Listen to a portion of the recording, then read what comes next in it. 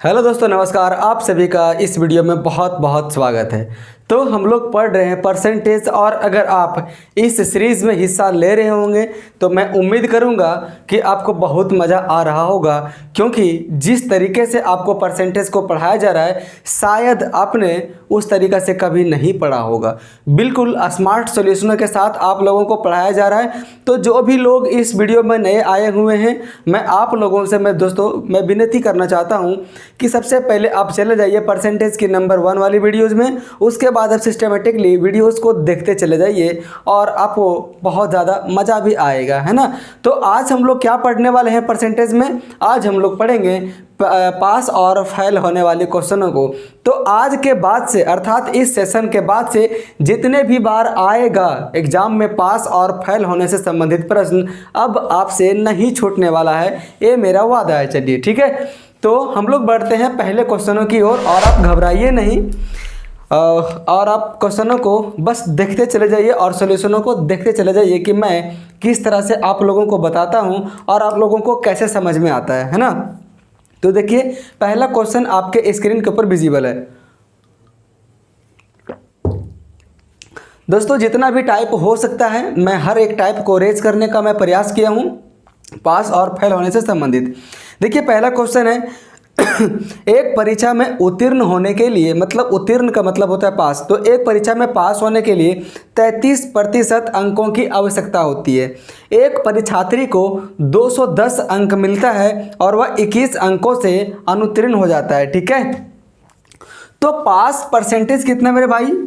पास percentage 33% है, और एक छात्र है वो मेरे भाई 210 अंक प्राप्त करता है और 21 नंबरों से फेल हो जाता है। मतलब अगर उसे 21 नंबर और मिलता तो वो भाई मेरे भाई 33% ला लेता और वो एग्ज़ाम में पास हो जाता। इसका मतलब हम कह सकते हैं ये जो 33% के बराबर हम कह सकते हैं 210 नंबर प्लस 21 नंबर, एग्जैक्टली पास परसेंटेज के ये बराबर है ना।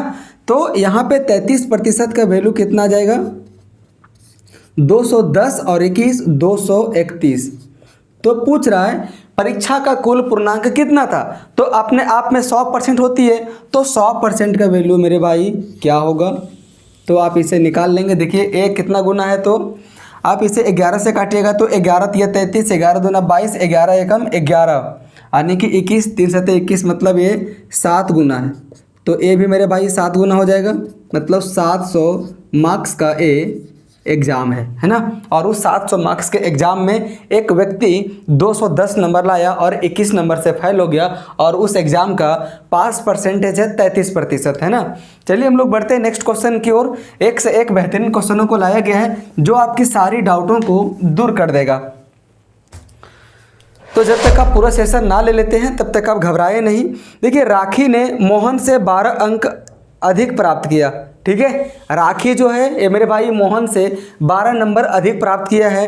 यदि राखी ने पूर्णांक 200 में से 54% अंक प्राप्त किया है, मतलब जो ये राखी है मेरे भाई ये पूरा टोटल 200 में से 54% अंक प्राप्त किए, तो 200 का 54% मेरे भाई कितना होता है? तो 54/100 कर देंगे।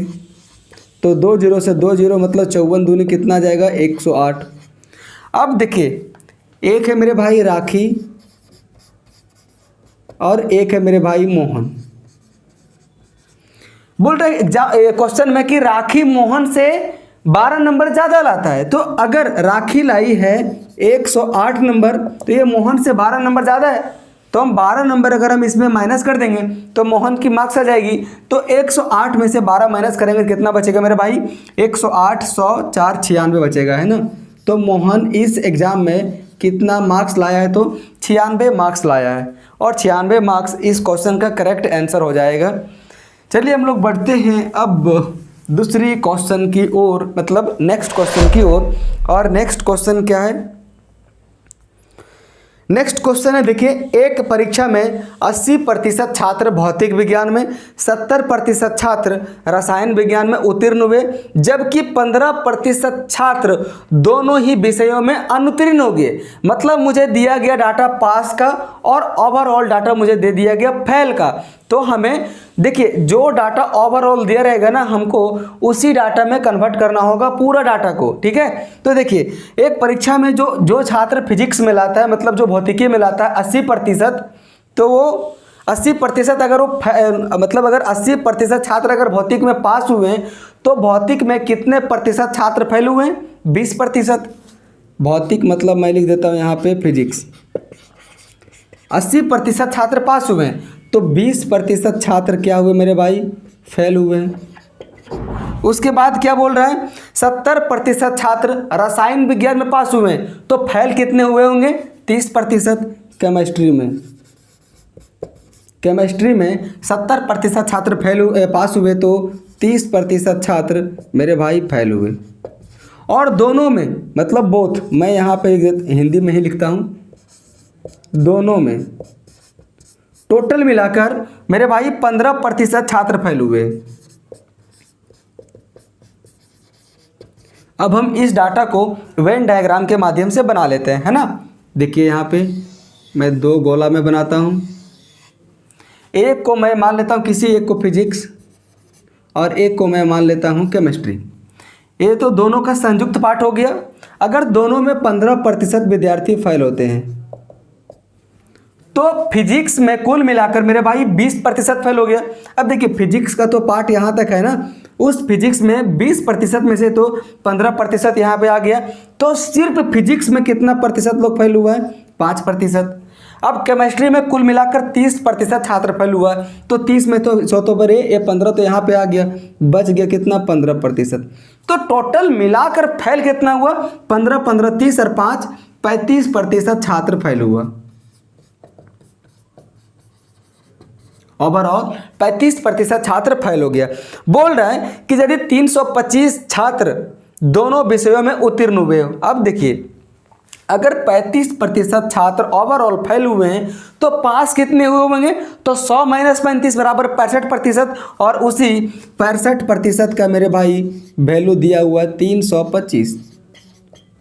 तो पूछ रहा है कि टोटल छात्र कितने थे, वही तो पूछ रहा है ना। तो बोल रहा है कि टोटल छात्रों की संख्या कितनी है, तो टोटल छात्र हमेशा 100% होते हैं। चलिए एक कितना बार में मेरे भाई कटता है, हम इसे काट लेते हैं। 13 × 5 = 65, और 13 दूनी 26, 6, फिर 13 दूनी 26, 22 बार में ये तो मेरे भाई कट गया, है ना। अब ए 100% गुना हो जाएगा यहाँ, और ए वाला 5 यहाँ आ जाएगा भाग में, तो 5 20 से इतना हो जाएगा, इतना, ठीक है। तो 22 दूनी 440, तो 440 तो ऑप्शन में तो दिखाई नहीं दे रहा है, मैंने गलती कहाँ पे किया? तो 5 है ना, 13 × 5 = 65, 13 दूनी 26, 65% तो सब मिलाकर पास हुए ना, और 325 है, तो 13 × 5 = 65, यहाँ पे हो गया 5, और 13 दूनी 26, फिर बच गया 6, फिर 13 × 5 = 65, यहाँ तो 5 होगा ना मेरे भाई, मैं गलती यहीं पे किया, 5। अब यहाँ पे दोस्तों कितना जाएगा? 25 दूनी 50, मतलब टोटल छात्रों की संख्या कितनी है? 500। तो कभी कभार मिस्टेक्स भी हो सकती है, ऐसा कोई ज़रूरी नहीं कि मिस्टेक्स नहीं होगी, मैं बहुत बड़ा विद्वान हूँ, ऐसा कुछ नहीं है, है ना। तो टोटल विद्यार्थियों की संख्या उस क्लास में कितनी है मेरे भाई? तो 500। तो आपको इस वेन डायग्राम से सॉल्यूशन करना पड़ेगा। अगर आप इसकी सहायता लेते हैं ना, तो बहुत ही जल्दी आप क्वेश्चनों को बना लेंगे। तो चलिए हम लोग बढ़ते हैं अब नेक्स्ट क्वेश्चन की ओर। उम्मीद करता हूँ कि आपको समझ में तो आ ही गया होगा। और देखिए नेक्स्ट क्वेश्चन ये है, बोल रहा है कि एक परीक्षा में 45% छात्र उत्तीर्ण हुए, मतलब पास हुए हैं, और 79,750 उत्तीर्ण नहीं हुए। अच्छा, अगर 45% पास हुए हैं, मैं यहाँ पे लिखता हूँ, अगर पास हुए हैं मेरे भाई 45%, तो फेल कितने प्रतिशत हुआ होगा? तो 100 में से 45 को माइनस कर देंगे, कितना बच जाएगा? 55%। और इसी 55% का वैल्यू कितना दिया हुआ मेरे भाई? 79,750 दिया हुआ है। तो बोल रहा है कि परीक्षा में भाग लेने वाले छात्रों की संख्या कितनी है? तो टोटल छात्र कितने हैं? 100%। तो 100% का वैल्यू क्या होगा? तो इंटू 100, और ये बट्टे में कितना आ जाएगा? 55। ये 55 को देखते ही मेरे दिमाग में आ रहा है मेरे भाई कि ये कटेगा 11 से, तो 11 × 5 = 55, 11 × 7 = 77, बच गया 2, 11 दूनी 22, 11 × 5 = 55, फिर 0, ये तो पूरा कट गया। अब ये 5 से कितने बार में कटेगा? तो 5 × 1 = 5, 2 5 चौके 20, 5 25, 1 0। अब 14 50 के बाद 2 0 और 14 50 के बाद 2 0 और आपको कौन सा ऑप्शन में दिखाई दे रहा है? तो ऑप्शन नंबर डी में आपको दिखाई दे रहा है, जो इस क्वेश्चन का करेक्ट आंसर हो जाएगा। तो बस ये क्वेश्चन कुछ नहीं था, आपको काटना कैसे था ये आपके पास चैलेंजेस था, क्योंकि 79 750 एक अजीब सी नंबर है और 55 भी अपने आप में एक देखने से लगती है अजीब सी नंबर है। ऐसा ही क्वेश्चन आएगा, घबराइए नहीं, ये सारे के सारे प्रीवियस ईयर के ही क्वेश्चन को लाया गया है। और अगले क्वेश्चन की ओर हम लोग बढ़ते हैं। देखिए अगले क्वेश्चन है, किसी परीक्षा में उत्तीर्ण होने के लिए टोनी को न्यूनतम 40% अंक प्राप्त करने चाहिए। मतलब पास मार्क्स कितना दिया हुआ मेरे भाई? पास मार्क्स 40% दिया हुआ है। पास परसेंटेज तो दोस्तों तो सॉरी पास परसेंटेज है ना, पास परसेंटेज कितना है? 40%। उसे 120 अंक प्राप्त हुए और 30 अंकों से फेल हो गया। मतलब उस टोनी को 120 नंबर मिले और वो 30 अंकों से फेल हो गया। अगर उसे 30 नंबर मिल जाता तो वो पास कर जाता है। तो अगर 120 नंबर लाया है, 30 नंबर अगर उसका और आता तो वो टोटल 120 + 30 ये पास परसेंटेज 40% के बराबर हो जाता। तो ओवरऑल यहाँ पे दिया गया है कि 40% का वैल्यू कितना दिया हुआ है? तो 120 + 30 = 150। तो टोटल पूर्णांक अपने आप में 100% होती है। तो 100% का वैल्यू कितना होगा? तो इंटू 100, अब बट्टे में कितना आ जाएगा? ये 40। चलिए हम इसे काटते हैं। 1 0 से 1 0, 4 25 से कितना हो जाएगा? 100। अच्छा, अब आपके पास चैलेंजेस है कि आप 25 को 15 से कैसे मल्टीप्लाई करेंगे। आप इसे तोड़ के मल्टीप्लाई कीजिएगा। पहले गुना कीजिएगा 25 में से 10 को, तो 25 दें 250। फिर आप इस 25 को गुना कीजिएगा 5 में, 25 5 125, तो 250 + 125 कितना हो जाएगा मेरे भाई? 375 हो जाएगा। तो 375 मार्क्स का ये एग्ज़ाम था और ये इस क्वेश्चन का करेक्ट आंसर हो जाएगा 375, है ना। चलिए हम लोग बढ़ते हैं अब नेक्स्ट क्वेश्चन की ओर। बहुत सारे क्वेश्चनों को आज लाया गया है और मैं थोड़ी सी फास्ट में बताता हूँ, आप लोगों को पता ही है। तो अगर आप वीडियो को दोस्तों फास्ट करके देख रहे हैं तो ये अपनी आप एबिलिटी पे छोड़ दीजिए। अगर आपकी क्षमता है कि आप वीडियो को फास्ट करके देखें, और बहुत सारे लोगों को क्वेरी रहता है कि भाई आपका एपिसोड छोटा होता है। एपिसोड छोटा नहीं होता है, मैं आपको समझाता फास्ट हूँ, है ना, ताकि अब कम समय में ज़्यादा चीज़ों को आप अडॉप्ट कर लें। इसीलिए मैं कंटेंट कम लाता हूँ, नहीं तो मैं भी कंटेंट कम से कम एक सेशन में 25 से 30 क्वेश्चनों को लाता ही लाता। आप छोटे छोटे सेशन के माध्यम से आप अपने कॉन्सेप्ट को डेवलप कीजिए, यही सबसे बड़ी चीज़ें हैं। और आप अपनी तैयारी को कंटिन्यूसली रखिए। बस देखिए क्वेश्चन क्या बोल रहा है। यदि मोहन को भौतिक विज्ञान में 72% अंक और रसायन विज्ञान में 68% अंक मिला, ठीक है। भौतिक विज्ञान मतलब फिजिक्स में कितना मिला है मेरे भाई? तो 72% मिला है ना। और रसायन विज्ञान यानी कि केमिस्ट्री में कितना मिला है मेरे भाई? 68% माना गया, इनको मिला है। बोल रहा कि तो यह मानते हुए कि दोनों विषयों की भारिताएं समान है। अच्छा, दोनों विषयों की भारिताएं समान है, इसका मतलब ये हो गया कि आपको मान लेना है कि जितना पूरा फुल मार्क्स का था फिजिक्स, उतना ही पूरा फुल मार्क्स का था केमिस्ट्री। जैसे अगर फिजिक्स मान के चलिए कि अपने आप में 100% का था, ये 100 नंबर का था, तो केमिस्ट्री भी 100 नंबर का होगा। तो इन दोनों में से फिजिक्स में लाया 72% और केमिस्ट्री में लाया है 68%। बोल रहा है तो मोहन को दोनों विषयों में मिलाकर कुल कितना अंक प्राप्त हुए। देखिए अगर नंबर ऑफ क्वेश्चन, तो अगर ये नंबर अगर दोनों की मतलब ये मैक्सिमम पूर्णांक अगर बराबर है तो आप क्या कीजिएगा? इन दोनों का एवरेज ले लीजिएगा।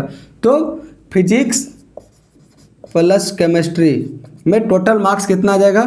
अब 72 + 68 को जोड़ के आप इसको 2 से भाग दे दीजिएगा, इसका आप एवरेज निकाल लीजिएगा। अगर यहाँ पे 3 विषय होता, जैसे यहाँ पर दे देता है कि इतिहास में इतना नंबर था, दे देता कि पॉलिटी में इतना नंबर था, और चारों विषयों का अगर भारिताएं समान होती तो आप क्या करते? 4 से भाग देते थे, ठीक है। तो यहाँ 2 विषय थे, हम 2 से भाग देंगे। अच्छा, आप इसे इंडिविजुअली भी काट सकते हैं। 2 से ये 36 बार में कटेगा और ये 2 से 34 बार में कटेगा। तो 36 और 34 कितना आ जाएगा? 30 30 60 और 10 70%। तो 70% इस क्वेश्चन का करेक्ट आंसर हो जाएगा, है ना। चलिए मैं उम्मीद करता हूँ कि समझ में आ गया होगा और हम लोग बढ़ते हैं अपने अगले क्वेश्चन की ओर। और अगला क्वेश्चन क्या बोल रहे हैं, देखिए, एक परीक्षा में उत्तीर्ण होने के लिए प्राप्तांकों का प्रतिशत 42% होना चाहिए। मतलब पास होने के लिए 42% चाहिए ही चाहिए।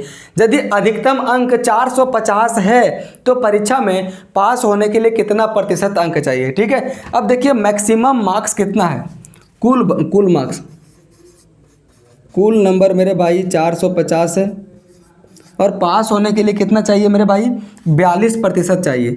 तो पास परसेंटेज कितना है, 42%। तो पूछ रहा है कि एग्जाम में पास होने के लिए कितने नंबर लाना चाहिए, तो हम 450 का सिंपली 42% निकाल देंगे। प्रतिशत का मतलब बट्टे में 100 हो जाएगा। अब इसे काट पीट लीजिए, 1 0 से 1 0, 5 9 45, 5 दूनी 10, 2 21 42 और 21 9 189। चाहे तो आप ऐसे भी कर सकते थे कि 9 एकम 9, मतलब इसका यूनिट डिजिट 9 आएगा। और ऑप्शन में एकमात्र है ऐसा ऑप्शन नंबर डी में जिसके यूनिट डिजिट कितना है मेरे भाई, 9 है। ठीक है, ये तो ऑप्शन नंबर डी ही में है। तो चलिए हम इसे इरेज करते हैं। तो यहाँ पे कैलकुलेशन छोटी थी तो आपने 9 को 21 से पूरा मल्टीप्लाई कर दिया। आपने यहाँ पे तो यूनिट डिजिट को देखा ही नहीं, लेकिन आपको ऐसा नहीं करना है ना। आपको यूनिट डिजिट को देखकर ही मतलब ये चलना है, तभी आपकी ये आदत पड़ेगी और धीमे धीमे ये आपकी आदत बहुत सारा समय बचाएगी, बड़े बड़े कैलकुलेशनों से आपको बाहर लाएगी। बोल रहा है, एक छात्र ने किसी परीक्षा में 65% अंक प्राप्त किया, परंतु यथार्थ अंकों से 20 अंक कम थे। मतलब अगर उस छात्र को 65% प्लस 20 नंबर अगर और मिलता तब वो छात्र पास हो जाता। दूसरे छात्र ने उसी परीक्षा में 80% मार्क्स लाया और यथार्थ वाली नंबर से अंकों से 5% अधिक लाया। देखिए अब यहाँ पे दोनों पास परसेंटेज का हम निकाल लेंगे। क्या रेशियो, एक छात्र जो 65% अंक लाता है और मतलब ये 65% लाता है और 20 अंक से फेल हो जाता है, मतलब पास मार्क्स कितना होगा मेरे भाई, पास मार्क्स। तो 65% में अगर हम लोग 20 नंबर को जोड़ देंगे तो ये पास हो जाएगा, जो पहला छात्र उतना किया है। अच्छा, जो दूसरा छात्र 80% लाया है, जो पासिंग मार्क्स से 5% ज़्यादा लाया है, अगर हम 5% को घटा देंगे तो एग्जैक्टली पास परसेंटेज के बराबर ही नंबर को लाया है। मतलब हम ऐसा कह सकते हैं कि 80 में से 5 को माइनस करेंगे कितना बच जाएगा, 75। ये 75% भी पास मार्क्स है, पास परसेंटेज है ना। तो अब यहाँ पे है 65 प्लस 20, यहाँ पे है 75। इस 65 को लेके चल जाएंगे बराबर के वो साइड तो हो जाएगा माइनस में, तो 75 माइनस 65 क्या हो जाएगा, 10। और 10 का वैल्यू कितना दिया हुआ, 20।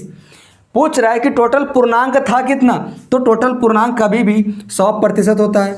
तो ये कितना गुना है मेरे भाई, 10 गुना है। तो ए भी कितना गुना हो जाएगा, 10 गुना, बराबर 20 दहें 200 मार्क्स का ए एग्जाम था, है ना। तो 200 नंबर इस क्वेश्चन का करेक्ट आंसर हो जाएगा, जो आपको दिखाई दे रहा है ऑप्शन नंबर डी में। चलिए हम लोग बढ़ते हैं नेक्स्ट क्वेश्चन की ओर। और नेक्स्ट क्वेश्चन आपके धज्जियां उड़ाने के लिए काफ़ी है ना। बोल रहा है, लेकिन हम इस क्वेश्चन को यूं ही मैं उड़ा दूंगा चुटकियों में मुश्किल से इस क्वेश्चन को उड़ाने में 5 सेकंड का समय लगेगा। आप बोलेंगे भाई आप कैसे कर सकते हो कि आप इस क्वेश्चन को 5 सेकंड में उड़ाएंगे, देखते रहिए। बोल रहा है कि एक स्कूल में लड़कों की संख्या और लड़कियों की संख्या का अनुपात 3:2 है। लड़कों की संख्या, सबसे पहले मैं यहाँ पे लिखता हूँ बॉयज़ और यहाँ पे लिख देता हूँ गर्ल्स, और इन दोनों की बॉयज़ और गर्ल्स की संख्या का अनुपात दिया हुआ है 3:2। आगे बोल रहा है यदि 20% लड़कों और 25% लड़कियों को छात्रवृत्ति मिलती है, स्कॉलरशिप मिलती है, तो कितने प्रतिशत छात्रों को स्कॉलरशिप नहीं मिलती है ना। तो यहाँ पे देखिए हमें पूछा कि कितनी प्रतिशत छात्रों को नहीं मिलती है। हम या तो करेंगे टोटल जो जितनी की मिलती है उतनी, टोटल में से हम उतने को माइनस कर देंगे, या तो हम डायरेक्टली निकाल लेंगे टोटल कितने की नहीं मिलती है। तो अगर बॉयज़ में 20% छात्रों को अगर मिलता है तो कितने प्रतिशत छात्रों को छात्रवृत्ति नहीं मिलती है, तो 80% छात्रों को, अच्छा मैं यहाँ पे लिख देता हूँ छात्रवृत्ति नहीं मिलती है, छात्रवृत्ति नहीं मिलती है। कितना के 80% छात्र, मतलब ये बॉयज़ में इसको छात्रवृत्ति नहीं मिलती। अच्छा, गर्ल्स में से 25% लड़कियों को छात्रवृत्ति मिलती है, इसका मतलब 75% लड़कियों को छात्रवृत्ति नहीं मिलती है। हमें टोटल निकालना है। हम इस क्वेश्चन को डेविएशन के माध्यम से निकालेंगे। अब डरिए नहीं कि डेविएशन क्या होता है, बस एक नाम है और हम उस नाम को याद कर लेंगे, है ना। तो आपको नाम से बिल्कुल भी नहीं डरना है। अच्छा देखिए, जो इन लोगों को निकलेगा ना ओवरऑल कि कितने प्रतिशत छात्रों को छात्रवृत्ति नहीं मिली, वो क्या निकलेगा मेरे भाई, जो भी इसका परसेंटेज आएगा ये उसका वैल्यू 80% और 75% के बीच में ही होगा। ऐसा नहीं कि अगर बॉयज़ में से 80% छात्रों को छात्रवृत्ति नहीं मिलती है और अगर 75% छात्रों को, मतलब ये गर्ल्स को छात्रवृत्ति नहीं मिलती है, तो टोटल 90% को नहीं मिलती। ऐसा कभी नहीं हो सकता। जो भी इसकी वैल्यू आएगा मेरे भाई, ये 80% और 75% के बीच में ही आएगा।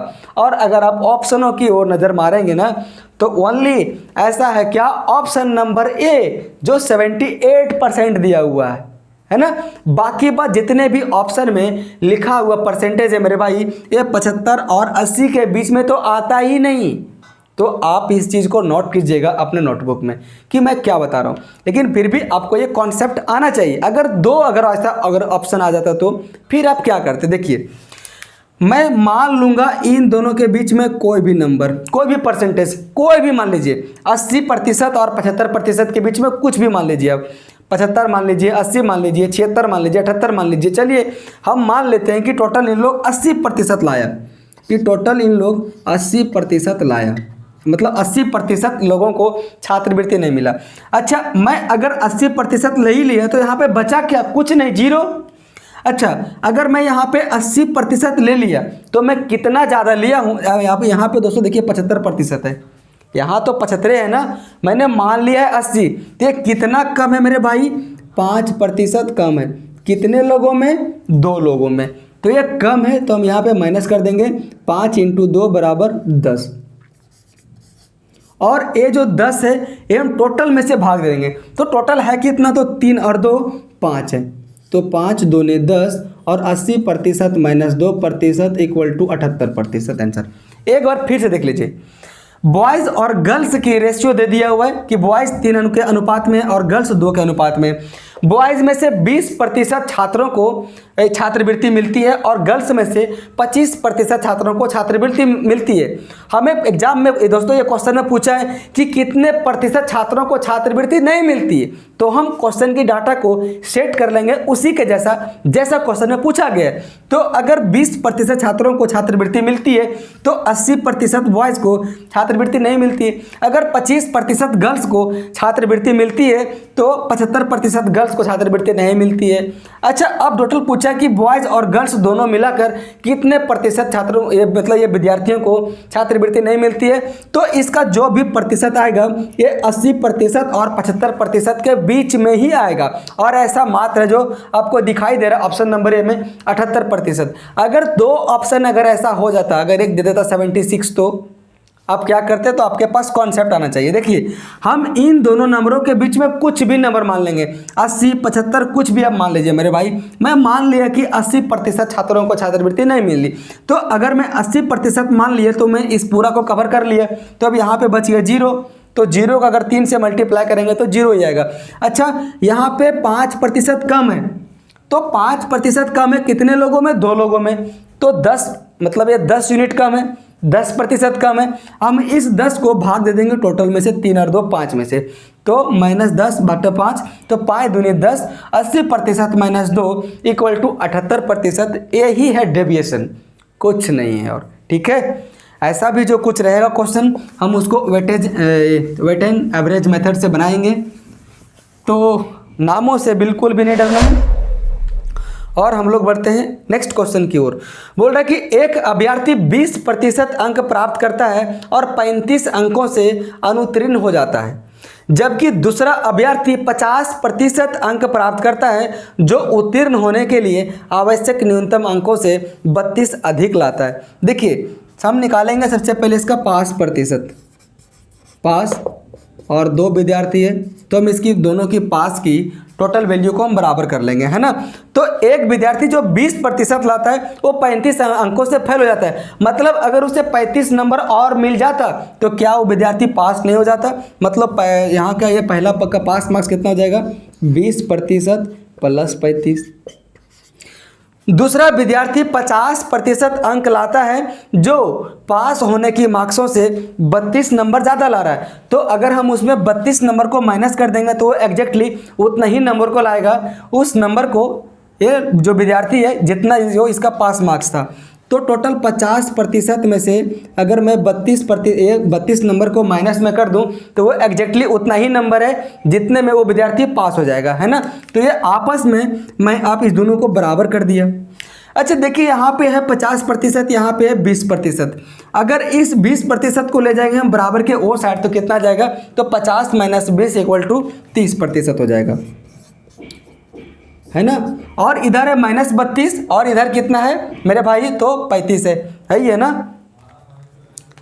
इधर है मेरे भाई 50 30, 20 में से 50 तो 30, 50 में से अगर चल जाएगा इधर तो कितना हो जाएगा 30, है ना।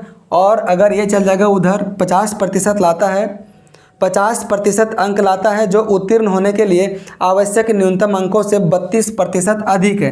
तो हम 32% को अगर मैं माइनस कर देता हूँ तो ये पास मार्क्स के बराबर हो जाएगा, है ना।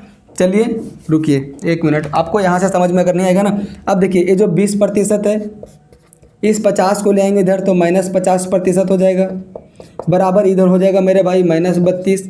ये अगर 35 चल जाएगा बराबर के वो साइड तो हो जाएगा -35। अब देखिए 20% - 50% = -30%। और यहाँ पे कितना हो जाएगा -32 - 35 -67 हो जाएगा, माइनस कट जाएगा, मतलब 30% के वैल्यू 67 आ गया। बोल रहे कि टोटल पूर्णांक है कितना, तो टोटल पूर्णांक मेरे भाई 100% इसमें होता है। तो अगर 30% का वैल्यू 67 के बराबर है तो 100% का वैल्यू कितना हो जाएगा, तो इंटू 100/30, 1 0 से 1 0 कट गया, बराबर 670/3। तो 670/3 टोटल पूर्णांक है इस एग्ज़ाम का, ठीक है। तो मैं उम्मीद करता हूँ कि आपको समझ में आ गया होगा। और भाई ऐसा कौन सा नंबर है जो 670/3 के फॉर्म में, जो पूरी नंबर नहीं है। शायद मैं भी ये पहली बार देख रहा हूँ, है ना। चलिए और नेक्स्ट क्वेश्चन क्या बोल रहा है कि राम को एक परीक्षा में 40% अंक प्राप्त हुए और वह 20 अंकों से अनुत्तीर्ण हो गया। मतलब अगर राम को 40% के साथ साथ अगर 20% और मिलता तो राम पास हो जाता, है ना। तो राम को पास मार्क्स में निकाल रहा हूँ, है ना। अगर उसे 40% के साथ साथ अगर 20 नंबर और मिलता तो ये पास हो जाता। जो दूसरा विद्यार्थी है आदित्य, उसको 45% अंक मिलता है और वह 30 अंक अधिक लाता है अपने पास मार्क्स से। मतलब अगर हम 45% में से 30 नंबर को अगर माइनस कर देंगे तो वो आदित्य एग्जैक्टली उतना ही नंबर लाएगा जितना में पास होने की परसेंटेज है। आदित्य, मैं यहाँ पे लिखता हूँ आदित्य 45% लाता है और ये 30 नंबर अधिक लाता है, तो मैं 30 नंबर को मैं माइनस कर दूंगा। तो अब ये दोनों पास परसेंटेज ये दोस्तों बराबर हो गए। तो 30 नंबर है ना। अब यहाँ पे देखिए क्या हो जाएगा, इस 40 अगर हम इस 45 को ले आएंगे इधर तो कितना जाएगा, तो 40 - 45 = -5। और अगर मैं इस 20 को लेके जाता हूँ उस साइड तो कितना हो जाएगा -20। तो -30 - 20 -50 और यहाँ पे क्या हो जाएगा -5, यानी कि और ये माइनस तो कट जाएगा। मतलब हम कह सकते हैं कि 5% का वैल्यू 50 के बराबर दिया हुआ है। तो 1% का वैल्यू कितना दिया हुआ मेरे भाई, 10 नंबर के बराबर दिया होगा। तो बोल रहा है कि एग्जाम में एग्जैक्टली कितना जो ये पास का परसेंटेज कितना है। देख लीजिए आप इन दोनों में से किसी से भी बना लीजिए, या तो आप 30 नंबर को परसेंटेज में कन्वर्ट करके 45 नंबर में आप 45% में आप माइनस कर दीजिए, या तो आप इस 20 नंबर को परसेंटेज में कन्वर्ट करके इस 40% में जोड़ दीजिए। किसी से भी कर लीजिए। मैं अगर इस 20 नंबर को कन्वर्ट करता हूँ परसेंटेज में, तो अगर 10 नंबर 1% के बराबर है तो 20 नंबर कितने प्रतिशत के बराबर होगा, तो 2% के बराबर होगा। तो पास परसेंटेज मेरे भाई कितना आ जाएगा, तो 40% प्लस 20 नंबर = 2%, मतलब 42%। तो 42% इस क्वेश्चन का करेक्ट आंसर हो जाएगा।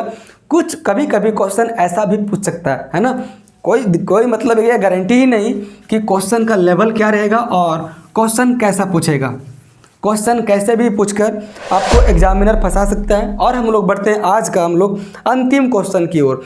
बोल रहे एक परीक्षा में प्रॉन्जॉय ने 272 अंक प्राप्त किया जो 64% अंक प्राप्त करने के बराबर था।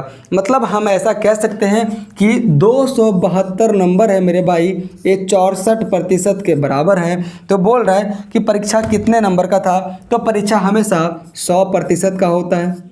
परसेंटेज से परसेंटेज तो कट ही जाएगा। अभी मेरे भाई कितना बार में कट रहा है, तो 16 से मैं काट देता हूँ इसे 4 बार में, और ये 16 एकम 16, यहाँ पे कितना बच गया, 4 और 7 11, तो 16 7 112, और ये 4 से 25 बार में कटेगा। तो अब कितना बच गया, 17 × 25। अब यहाँ पे देखिएगा, आप इसका यूनिट डिजिट से पहले लिखिएगा, 5 7 35। अब इसका यूनिट में आएगा 5। तो इस तरह से मेरा ऑप्शन नंबर सी और ऑप्शन नंबर डी तो मेरा यूं ही कट गया, है ना। अब हम इसे गुना करते, देखिए 25 दे हैं 250, 25 दे कितना जाएगा 250, प्लस 25 × 7 बराबर 175। तो 250 प्लस 175 कितना आ जाएगा, 425 आ जाएगा। आप इस तरह से कीजिएगा, ठीक है। तो 425 मार्क्स का था। आप ऐसा नहीं कि अब आप इसे करने लगे 17 × 25, तो 5 7 35 के 5 हाथ में 3, 5 एकम 5, 5 3 8, दोस्तों 14 के 4 हाथ में 1, 2 एकम 2 और 1 3, फिर 5 2 4 425। ऐसा ना आपको नहीं करना है। सबसे पहले आपको प्राथमिकता देना है इसके यूनिट डिजिट पर, उसके बाद आपको इसे तोड़कर बना देना है ना। आप अगर चाहें तो आप इसमें 17 का भी मल्टीपल को देख सकते हैं। देखिए 17 दूनी 34, कितना बच गया मेरे भाई इसमें 8, तो 17 5 85, और दूसरा ऑप्शन क्या है, तो 475 है। अगर आप उसे 17 से भाग देते हैं तो कितना आ जाएगा, तो 17 दूनी 34, है ना। तो कितना बच गया, 6 और 7 13, और उसके बगल में है 5, मतलब 135। तो 135 17 से कटता ही नहीं, तो मेरा ऐसा ही ऑप्शन नंबर बी चला गया। तो हम अगर नहीं होगा तो हम मल्टीपल के नियमों को चेक करेंगे, लेकिन चेक कर पाएंगे कब, जब आपके पास ज़्यादा टेबल की जानकारियाँ होंगी। टेबल मतलब अगर पहाड़े की जानकारियाँ अगर आपके पास होगी तो आप पहाड़ा काम चलाऊ कम से कम तो 20 तक आधी कर लीजिए, उसके बाद तो आप यूं ही क्वेश्चनों को धज्जियाँ उड़ा ही देंगे। तो मेरे भाई कैसा लगा आप लोगों को?